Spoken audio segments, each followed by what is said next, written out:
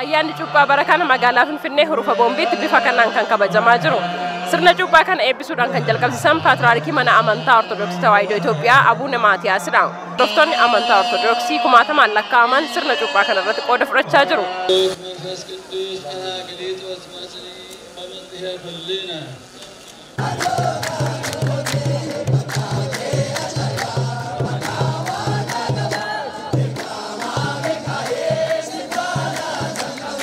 Ayyaana cuuphaa akka hambaatti sadarkaa UNESCOtti galmeeffame irratti daawwattoonni biyya keessaa fi biyya alaa irratti hirmaataniit kan isaan jiran.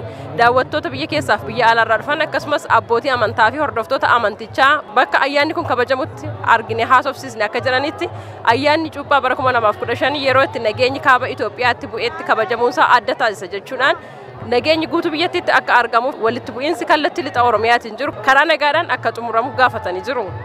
Maqaan kiyya Hayyuu Kitilaa Luba Balaa Mokonnin jedhama. Ittaanaa hoogganaa mana amantii Ortodoksii Itoophiyaati. Dhalli namaa hundumtuu cuuphamee ilma waaqaa mucaa waaqaa akka ta'u kitaabni keenya waan ajajuuf dhiirri guyyaa 40tti dubarri immoo dubartiin guyyaa 80tti cuuphamtee mucaa waaqaa taati kan jedhudha. Hoggaa hoggaadhaan immoo kabajnuuf ayyaanni kun kan kitaaba qulqulluu irra jiru sun xalayaadhaan barreessuu fi dubbisuu qofa osoo hin ta'in agarsiisan yoo kabajni ittuu namaaf gala ittuu gaariidha jennee akkasitti kabajne. Wanni kabajamuuf tokkummaa nagaa labsuuf namni araarame namni tokko ta'e idaasaa hin haqamaa fi idaan keenya cubbuun keenya yakki keenya haqamuuf kabajaa jirra jechuudha. I am Walden Marcos and I am from America, Miami, Florida. I am very happy to be here. Maqaan koo Moodii Marqosan jedhama. An Ameerikaa Filooriidaa irraati. As jiraachuu kootti baay'een gammada. Waan yeroo ammaa kana onnee koo keessatti natti dhaga'amaa jiru jechootaan illee ibsuu hin danda'u. An cuuphaa fayyisaa keenyaa Yesuus Kiristoos kabajuudhaaf nas jira. Uummanni aadaa uffannaa amantiin isaa baay'ee namatti tola. Walakkaa waggaas jiraannaa, walakkaa immoo Ameerikaa jiraannaa. Anaaf Itoophiyaan biyya koo lammaffaadha.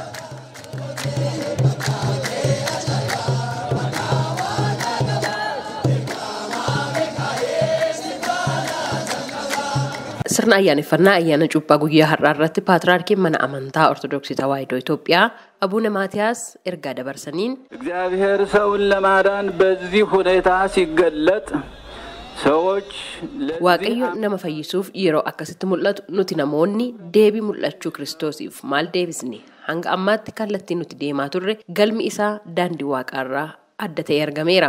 Amma hunduu nu gahee jira. Dhiifama waliin jennee qalbii jijjiirrachuu qabna. Araaraaf dhiifamaan hunduu bakka turetti deebi'uu qaba. Wantoota akkasii raawwachuu dhabu keenyaan uummanni keenya garmalee miidhameera. Kan darbe darbeera. Amma garuu yeroo itti imimmaan uummataa haxoofnu ta'uu qaba jedhan.